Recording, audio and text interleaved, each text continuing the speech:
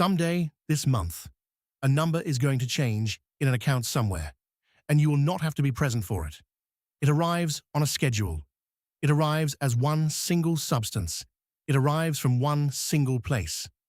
For almost every person who has ever worked, not one of those three things was true. So what did getting paid actually look like for the people you are descended from? It looked like 9 different things turning up at 9 different times, most of which were not money. And for about 1 century, it got so good that the government made it a crime. Start with the biggest misunderstanding, which is the word wage. Picture a village in England around the year 1200. Most of the people in it are not employees. Nobody hands them anything at the end of the week. They hold a strip of land and they keep what grows on it. And in exchange for that land, they owe the lord of the manor their own labor. Usually about 3 days a week on his fields. More during harvest, when the demand can swallow the whole household, children included, exactly when your own crop needs cutting too. So the pay is the land. You buy your farm every year with your back. And that is only the outgoing side. On top of the labor, there are dues, and the dues are in things. A hen at midwinter, eggs at Easter, a share of your own harvest. There are fees to use the Lord's oven and his mill, because grinding your own grain at home is forbidden, and the miller takes his cut in flour. There is a fee to marry your daughter off the manor. There is a fee to inherit your own father's holding, and it is usually his best animal, taken at the exact moment the household can least afford to lose it. None of this is written on anything you could call a pay slip. There is no number. There is no total. Nobody in the village could have told you what they earned in a year, because the question does not have a shape yet. But there is an incoming side too, and it is easy to miss because it does not look like pay. You keep what grows on your strip. You have the right to put your animals on the common pasture, which is not yours and never will be, and which feeds them anyway. You have the right to take fallen wood from the woodland, though not to cut it. Your children have the right to walk the Lord's fields after the harvest and pick up whatever the reapers dropped. And in a bad year, that gleaning is the difference between a hungry winter and a fatal one. Add it up, and a household is being compensated through perhaps 8 or 9 separate channels, not one of which produces a receipt, and several of which are rights rather than things. Now, some people were paid in actual money, and here the problem becomes wonderfully practical. There was almost no small change. A silver penny was roughly a day's pay for an unskilled laborer. Below the penny, coinage was thin and unreliable for centuries. Halves and quarters existed, sometimes literally by cutting the penny into pieces, but a working village could not count on a steady supply of anything small. So hold that.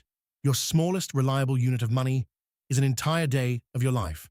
Now go and buy a loaf of bread with it. You cannot. And so, mostly, nobody did. It helps to know what that day of your life actually bought. Around the year 1300, a laborer's day gets you roughly a chicken, or roughly a gallon of ale. A whole sheep is closer to 12 days. A skilled craftsman is on about 3 times the laborer's rate, which is a gap we would recognize instantly and which has barely moved in 700 years. But notice what is missing from that list. Rent is not on it, because your housing came with the land. Fuel is not on it, because you took it from the woodland. Most food is not on it, because you grew it. The money was never meant to cover your life. It was for the handful of things the village could not make. What actually ran the village was credit. The baker knows what you owe. The alehouse keeps a running count. Debts were remembered or cut as notches across a split stick so that each party held half and neither could alter it alone. Manor court records are full of neighbors suing neighbors over small sums, which tells you 2 things at once: that everyone was in debt to everyone and that it usually worked. Then, in the autumn of 1348, the plague arrives. Within about 2 years, somewhere near half of the people in England are dead, and the survivors walk out into a world that has been turned exactly upside down. Land is suddenly abundant. There is more of it than there are hands to work it, and labor, which had been the one thing nobody was short of, is now the scarcest commodity in the country. So the survivors did the obvious thing. They walked. They left manors that paid badly and went to manors that paid better. They demanded coin instead of dues. They refused the old labor services. Some of them simply took over the holdings of the dead and farmed for themselves. For roughly a century afterwards, an ordinary working person in England was, by the measures we have, better off than they would be again for a very long time. Which brings us to the part that most people have never heard. The response was to make it illegal. In 1349, with the plague still running, an ordinance was issued, and 2 years later, Parliament turned it into a statute. Wages were fixed at the levels of 1346 before the dying started. Refusing to work at that rate was a punishable offence. Leaving your employer to seek better pay was a punishable offence. Offering higher pay to attract someone else's worker was also an offence, though enforcement there was noticeably less enthusiastic. It was a wage freeze enforced by criminal law, written by exactly the people who were doing the paying. And you can measure how well it worked by how often they had to pass it again. It was reissued and extended for decades. Legislation that is obeyed does not need repeating. Meanwhile, resentment kept building, and in 1381 it arrived in London in the form of a very large crowd. And then it ends. And the way it ends is worth watching, because nobody repeals anything. Population starts growing again, so there are more hands than work, and the scarcity that had made labor expensive quietly evaporates. Silver floods in from the Americas, and prices climb for a century, while pay lags behind them. And piece by piece, the commons get fenced. That pasture that fed your animals and that woodland that heated your house becomes somebody's property, by agreement, by purchase, and eventually by Act of Parliament. Which means the bundle does not get taken away in one dramatic robbery. It gets dismantled channel by channel over generations until there is only one channel left, and that channel is a wage. So how good was that century really? Here it is worth being careful. The best-known measurement tracks what a building worker's daily pay could actually buy, and it shows a peak in the 1400s that is not matched again for a very long time.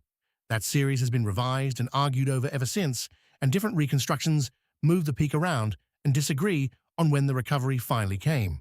What none of them disagree about is the shape, a late medieval high and then a long slide. The holidays are murkier still.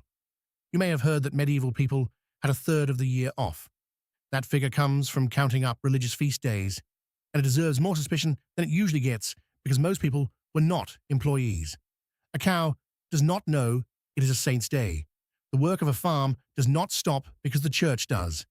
What is fair to say is that the calendar had far more collective non-working days built into it than ours does, and that they were not something you had to request. Now come back to your own account. Your pay has one enormous advantage, which is that you can say it out loud. It is a number. You can compare it, plan on it, argue about it, borrow against it. And that is also its one great weakness. A thing that can be stated as a single number can be changed by a single decision. The medieval bundle was clumsy, unfair, and full of humiliations that we would not tolerate for an afternoon. But it arrived from a dozen directions, and no one sentence could stop all of it at once. They were paid in 9 things. You are paid in 1. Of those 2 arrangements, the strange new one is yours.